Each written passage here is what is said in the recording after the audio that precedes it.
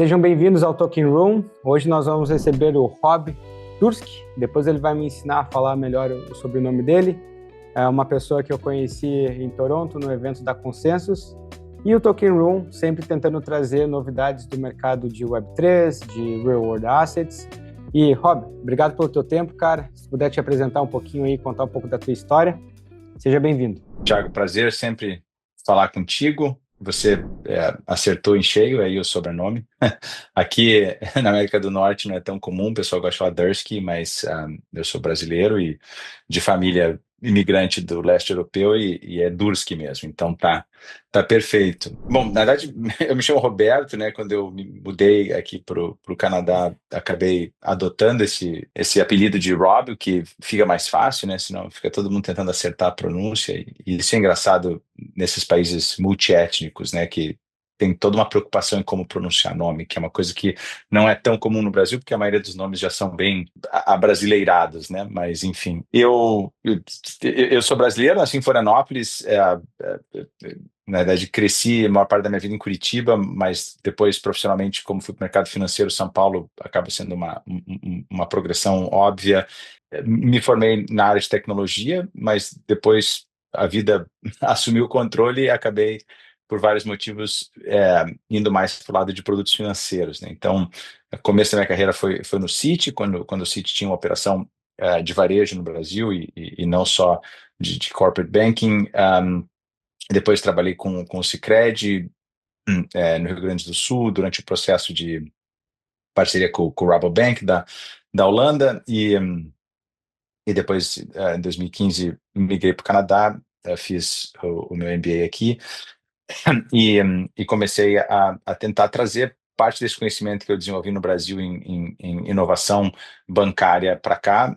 É curioso, né? Porque é quase que instintivo imaginar que você vem para a América do Norte e você vai aprender sobre inovação e não ensinar sobre inovação, mas em algumas áreas como mercado financeiro e telecomunicações, não só o Brasil, mas acho que a América Latina, alguns países da África, tem muito mais a ensinar a América do Norte do que aprender. Então, nesse sentido, me deu, de alguma forma, um pouco de vantagem ter passado por experiências no Brasil, em coisas que na época aqui nem se sonhava, como o pagamento com NFC, com chip, cartão múltiplo, Pix, SPB, é, liquidação em D mais zero. Então, tudo isso, e mesmo a própria penetração de mobile, né, de banking através de dispositivos móveis, eram tudo coisas mais recentes aqui. Então, comecei trabalhando com a Deloitte aqui no Canadá e tendo como cliente bancos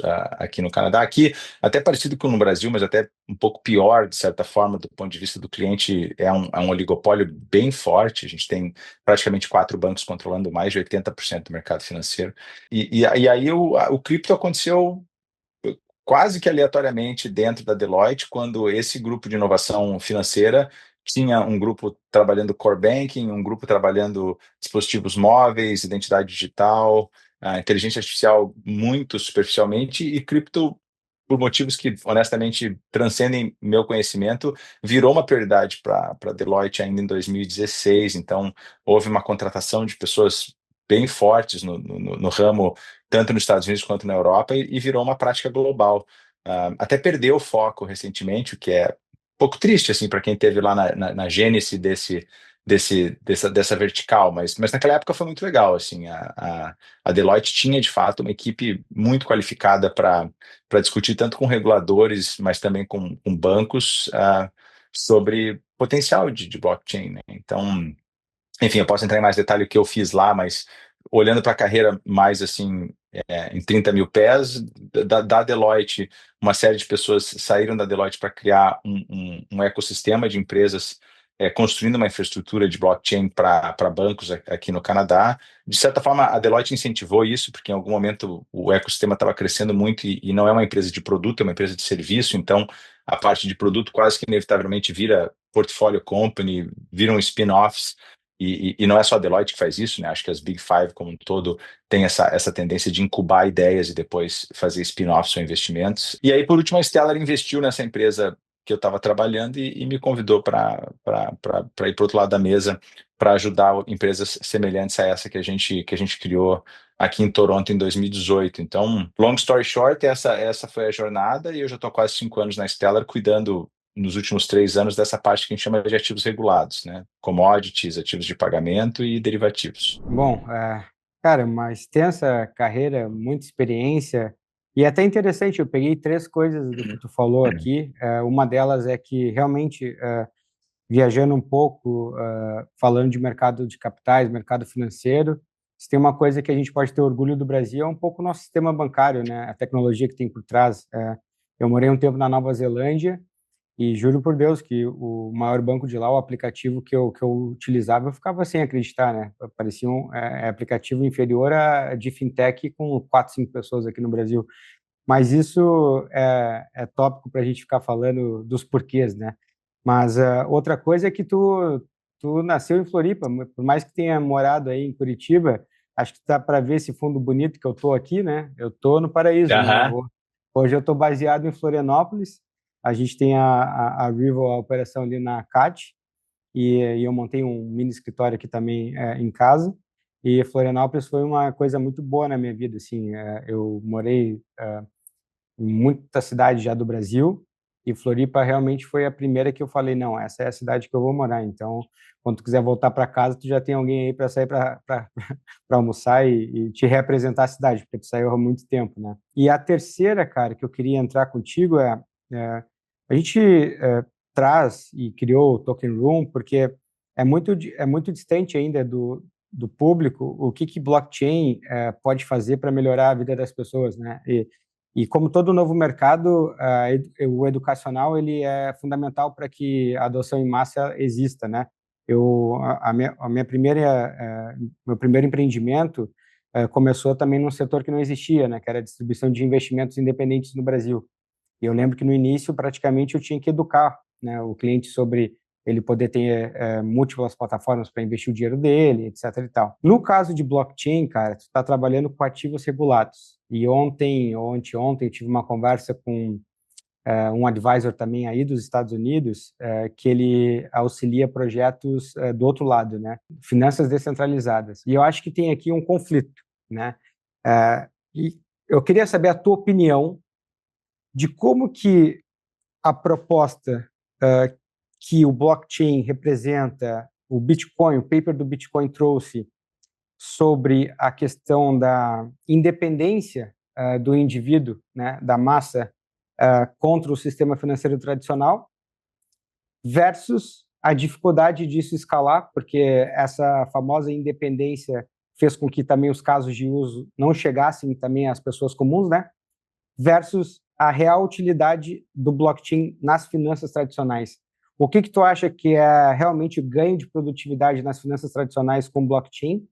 E o que tu acha que a população vai escolher como realmente o produto? Mais descentralizado ou vai ir para os regulados? Excelente pergunta. Até tomei umas notas aqui para tentar estruturar essa resposta sem me alongar muito, mas é de fato uma pergunta bem abrangente e que pode ter uma resposta longa. É, eu começaria tentando fatiar um pouco esse bife, assim, no seguinte sentido. Quando o Bitcoin foi criado, tinha um objetivo direto, mas teve uma série de objetivos indiretos. Ou não objetivo, resultados indiretos. Então, o objetivo direto era, de fato, criar um sistema de pagamento com um ativo separado, né? Praticamente um sistema alternativo ao sistema monetário atual, seja do ponto de vista do ativo, né, dinheiro, fiat, seja do ponto de vista da infraestrutura onde o pagamento transcorre, né? E isso quebra uma série de paradigmas. Que não precisam, como eu disse, todos serem adotados conjuntamente, ou eles não precisam ser consumidos de forma conjunta para que se obtenha o resultado esperado. Então, por exemplo, ter um ativo alternativo a dinheiro, eu acho que é uma coisa que não necessariamente traz grandes benefícios para o mercado financeiro. Eu acho que a gente chegou à situação atual, onde o dólar é soberano e algumas outras moedas atingiram a relevância que tem, por uma série de motivos que o Bitcoin não tange, não toca, né? Então, haja visto que em mais de 10 anos ainda é difícil você utilizar Bitcoin para coisas cotidianas de compra. Eu não acho que isso vá mudar rapidamente por conta da inovação tecnológica. Isso vai mudar somente a hora que houver algum tipo de consenso sobre o valor do ativo e como ele pode ser utilizado para transações correntes, né?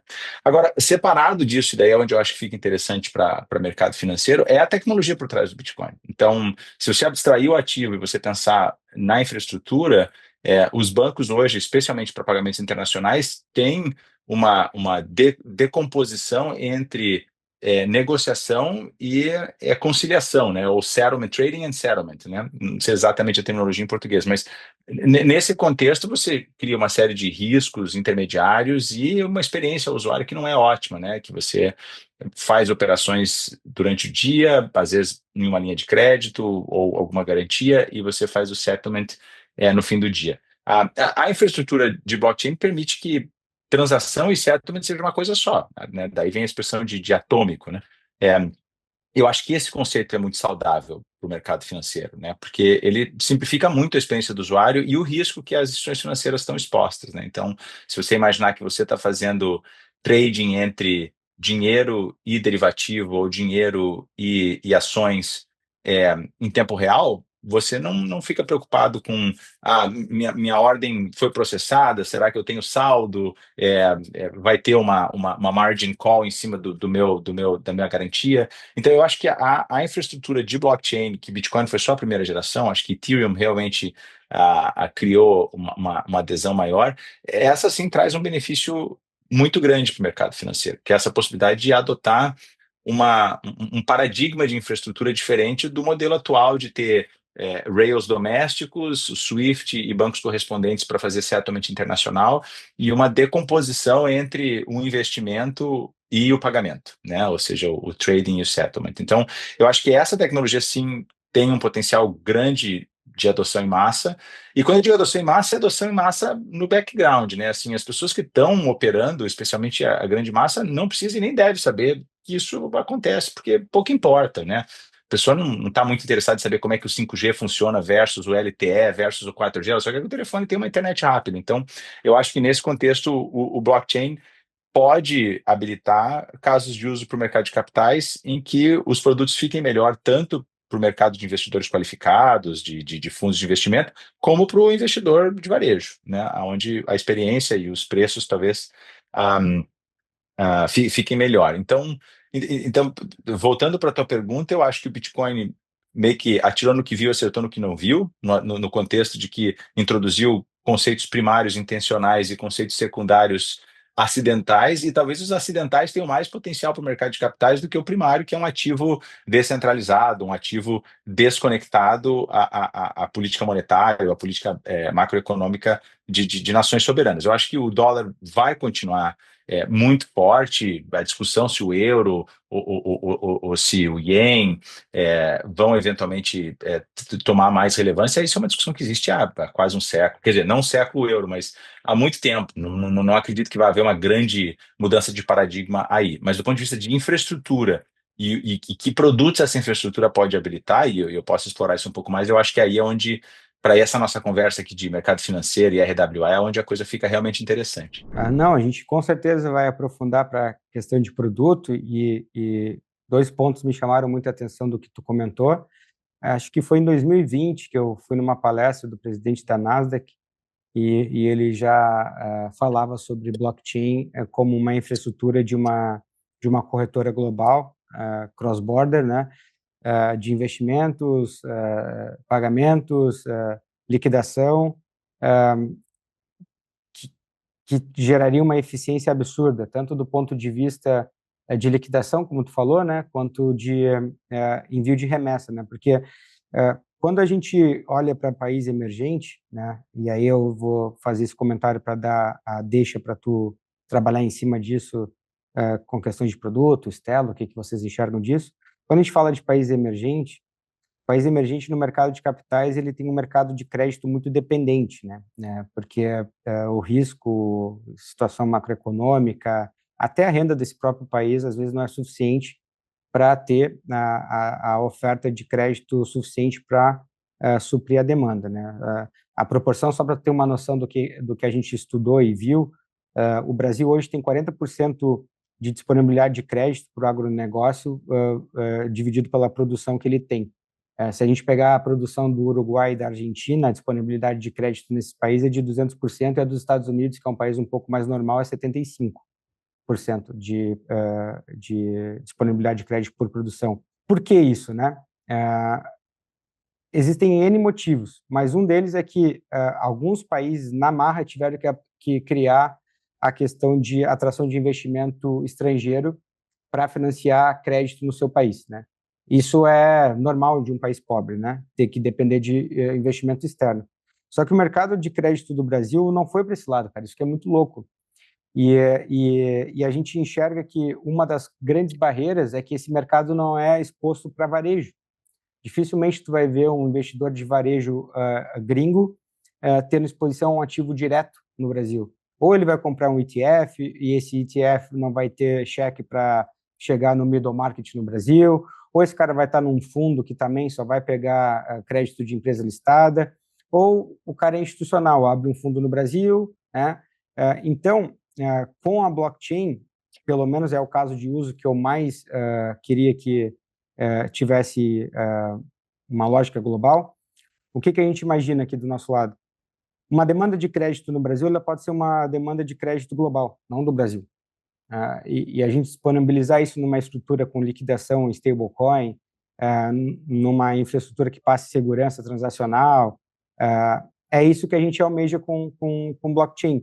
E aí, como é a tua área de RWA, se tu puder ser lúdico e explicar isso de uma forma um pouco melhor que a minha, que talvez não tenha sido a melhor, eu agradeço, porque, para mim, essa é o grande potencial de infraestrutura do blockchain. O resto, eu fiquei de fora das NFTs do macaco, eu fiquei de fora da especulação de cripto, mas quando eu li os papers, né, do projeto do JP Morgan lá do Onyx, eu falei, tá, agora eu vou para cima disso daqui, porque eu entendi a questão da automação de carteira, eu entendi um monte de questões aí que parece que está distante, mas na realidade vai mudar muito a indústria, né? Perfeito, acho que você, né, fez uma boa explicação no contexto brasileiro e talvez pensando como que dá para abstrair isso para um contexto mais global, né? Eu acho que países que têm carência de capital produtivo ou de crédito podem se beneficiar de blockchain no contexto do que você comentou, de que e meu vocabulário está meio pobre em português, mas ele é um rail, né? Ele é um corredor de fluxo de capital mais eficiente do que o fluxo atual. Seja porque o fluxo atual, e ninguém está querendo sonegar ou não cumprir as leis, mas há uma certa fricção do ponto de vista de compliance no fluxo atual, né? E honestamente não é cumprir ou não cumprir compliance, é se fazer cumprir de uma forma, às vezes, muito onerosa, né? Muita redundância de requerimento de dados pessoais ou corporativos e um processamento lento desses dados e segundo, pelo tempo que demora, pelos intermediários e pelo custo. Então, acho que o teu ponto de que a blockchain a tecnologia de blockchain pode ajudar, isso sem dúvida. O que eu acho que a gente precisa ter em mente é que ela não é uma bala de prata, né? Assim, ela não resolve o problema do começo ao fim. E existem empresas como a Ripple que estão tentando verticalizar a cadeia de valor e tentar talvez participar do processo mais do começo ao fim. E a Stellar tem um modelo mais de inovação, de fomentar o ecossistema. Então a gente cuida de dois ou três níveis da cadeia de valor, mas as aplicações, a liquidez, por exemplo, vem de membros do ecossistema. Então eu acho que o que o Brasil é muito bom do ponto de vista de inovação, de comunicação, precisa continuar sendo feito e o blockchain tornar isso um pouco mais fácil. Então, se você pegar, por exemplo, o pessoal do mercado Bitcoin, que eu sou bem próximo, eles estão começando a captar na Europa e através de produtos de crédito e outros produtos brasileiros, mas assim, às vezes a gente acha, não, o juro brasileiro bateu na porta, vai vender. Não é verdade, né? Assim, haja visto que se fosse o caso, teria muito mais liquidez de dólar no Brasil do que tem hoje. Então, voltando a esse ponto, eu acho que você está correto e você entende mais do que eu do mercado de crédito, mas eu acho que o crédito privado requer um trabalho de comunicação internacional, seja do ponto de vista de falar outros idiomas, de ter canais de comunicação efetivo e de desmistificar o risco e, eventualmente, até ser criativo do ponto de vista de produto, de fazer hedging, não só cambial, mas talvez outras abstrações de risco que o crédito... Porque eu vou dizer, quando começou essa discussão de crédito privado on-chain, teve muita reação negativa.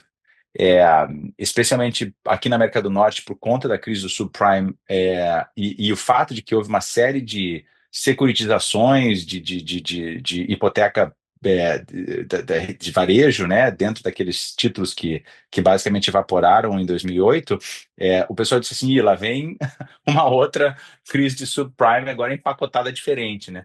Então, o problema continua o mesmo, né? Você precisa separar o joio do trigo e comunicar bem. Agora, eu acho que o ponto de vista de eficiência de mercado, sem dúvida, seria melhor. Por exemplo, se você pensar o que aconteceu em 2008, blockchain poderia ajudar muito na parte de transparência do ativo. Então, por exemplo, quando você olha uma ETF ou um RWA hoje na blockchain, não são todos, mas quem quiser pode disponibilizar para o portador do ativo transparência em tempo real de que compõe aquele ativo. Então, você pode olhar X% em stablecoin da Circle, X% em fundo, em fundo de tesouro. E aí, quem que é o emissor? Franklin Templeton. Isso no mercado de varejo, no mercado tradicional, é quase impossível. Quem que vai comprar um fundo num banco e tentar descobrir qual que é o percentual de qual produto está compondo aquele fundo e coisa e tal, dá muito trabalho, né? Então, acho que aí eu vejo dois benefícios atrelados ao mercado de crédito. Agora, essa infraestrutura que poderia melhorar o mercado de crédito, ela também melhora outros mercados que eu estou vendo até uma adesão mais rápida, porque são talvez até operações mais simples, que são exposições à dívida pública, né? Então, a dívida pública é o primeiro que tá simplificando, porque alguns países como o Brasil têm o Tesouro Direto ou o equivalente, mas muitos deles não têm acesso fácil à dívida pública, né? Ao bond soberano. Então, esse para mim tem sido o primeiro mercado que ele é quase que o validador de conceito, ou seja, bom, primeiro óbvio é esse. E aí começa imóveis, né? Real estate, começa a parte de crédito privado, e commodities, né? Que talvez seria aí a terceira grande onda. Bom, duas coisas muito importantes que eu peguei ali. Basicamente, o trabalho de Risk System Analysis não muda, né? Porque tem blockchain no processo. E acho que até muitas lições do passado podem trazer para a indústria novos paradigmas, como eu acho que o papel do analista que faz a análise de risco e a recomendação deveria ser observado com mais ênfase, né? Então, uma das coisas que a gente quis colocar no nosso projeto é uma função em que a análise de risco ela ficou on-chain gravada com todos os registros e dentro do front-end para o cliente também. Porque eu vejo muito analista e é uma parte muito importante, né? Porque sempre tem um distribuidor, tem um analista, tem o estruturador, tem uma série de players, né, para se construir um produto financeiro. E talvez o papel do analista tenha sido colocado muito na margem, assim, do cliente final, né? Porque aqui no Brasil, por exemplo, a gente tem um problema que a gente não tem nenhum ranking das recomendações, né? Eu sei que em países desenvolvidos já se tem o ranking, o rating daquele analista, né? Então, às vezes o cara manda fazer uma análise de um crédito da AAA, daqui a 8 meses isso aí virou C menos. Então, com a blockchain, a gente poderia criar o lastro disso e fazer o rastro e o lastro e apresentar melhor para os clientes, né? Mas indo para o final da nossa conversa, o que tu imagina que é a indústria para daqui a indústria agora no presente e para daqui a algum tempo? Porque a gente teve um hype de blockchain que foi muito ruim para a indústria, né? Porque ele fez o hype no produto errado, que na minha visão foram as exchanges, né? Então, aquela coisa da Ferrari, da Lamborghini, né, do cara ficando rico vendendo criptoativos, isso aí não tinha nada, não representava nada da tecnologia. Passando isso, o que tu acha e o que a gente está vivendo agora e o que tu espera para o futuro da indústria e como posicionar uma startup também essa tua visão? Bom, outra ótima pergunta, difícil de responder, seja porque, né, é uma pergunta de sabe Deus quantos milhões de dólares, mas também porque ela pode ser longa, se você olhar para vários casos de uso, né? Eu acho que para quem estiver explorando esse espaço, vale a pena olhar com carinho aos diversos casos de uso que estão sendo construídos em cima de blockchain, né? Porque blockchain vira quase que é, um corredor global de pagamento, seja micro pagamento, quando você pesa de IoT, machine to machine, coisas como no celular você tem roaming fees, que tem que fazer settlement entre uma operadora e outra, seja pagamentos de muita larga escala, que hoje você tem uma fee grande, por exemplo, se você vai tentar mover bilhões de dólares, você inevitavelmente paga uma fee grande por esse pagamento, seja porque há lógica nesse custo, né? Às vezes é questão de mecanismos de mitigação de risco, mas há também uma margem da indústria que não faz tanto sentido. Eu já visto agora houve um investimento na Binance de 2 bilhões de dólares e foi feito usando stablecoin, o investidor pagou zero de custo de transação, porque ele mandou 2 bi de pagamento para a empresa que ele estava investindo usando stablecoin e foi feito instantâneo e não pagou nenhuma tarifa, né? Ou foi alguns centavos para mandar 2 bi de dólares. Então, acho que esses paradigmas são quebrados quando você pensa em blockchain. E aí tem colegas daqui dentro da Stellar trabalhando essa parte de inteligência artificial, como é que os agentes vão fazer pagamentos, né? Então, esse é um caso de uso muito interessante. Hoje o ChatGPT praticamente só te dá dados, mas ele não precisa te dar só dados, ele pode dar o pagamento feito. Você pode dizer pesquise casa em Floripa que tenha 3 quartos, não sei o quê, e já paga usando o USDC na minha wallet. Se for um agente que tem uma autenticação com você, ele paga por você e só te manda e bota já na tua agenda o endereço e quando que você tem que ir para casa. Isso está bem próximo de ser uma realidade. Agora, o que me empolga é o mercado financeiro adotando blockchain de forma mais raiz, vamos dizer assim, né? Tinha muita coisa superficial, com bancos fazendo custódia, com bancos oferecendo serviços tangenciais, mas agora eu acho que especialmente com a mudança de agenda da administração do governo americano e a Europa sempre tentando se comparar com os Estados Unidos, você vai ter meio que um FOMO ali entre as duas grandes polos financeiros para que o mercado financeiro adote. E mercado financeiro, eu digo tanto os bancos centrais e os reguladores quanto os bancos privados, né? Então, isso é o que me empolga, e eu acho que esses bancos vão tentar explorar tanto o mundo de pagamentos, né, que é o que a gente falou de stablecoin, de remessa internacional, seja no varejo, seja B2B, mais a parte de investimento, né? E idealmente esses mundos devem caminhar de mãos dadas, né? Porque tudo que você quer é uma experiência agradável como usuário final. E se você está pagando com dinheiro on-chain e comprando ativo on-chain, vai ser tudo instantâneo, não vai ter nenhum tipo de desvio de preço entre a ordem de compra e o preço de execução. Então isso é o que me empolga no curto prazo, é a adoção pelos bancos e a pressão que isso gera nos reguladores de se mexer e criar um framework para que essa tecnologia possa ser adotada de forma mais ampla. Bom, Rob, obrigado pelo teu tempo, cara. Acho que numa próxima também vou te convidar para a gente conversar mais. Eu vi que já dá para conversar horas contigo, porque eu fiz umas perguntas bem densas, né? Tem bastante coisa legal, cara. A tua experiência vai ser muito importante também para a gente mostrar que tem um brasileiro aí mandando bem fora. Isso também dá orgulho para a gente ver nessa indústria. E a gente combina. Até a próxima, pessoal, e obrigado, Rob. Obrigado a vocês. Até a próxima.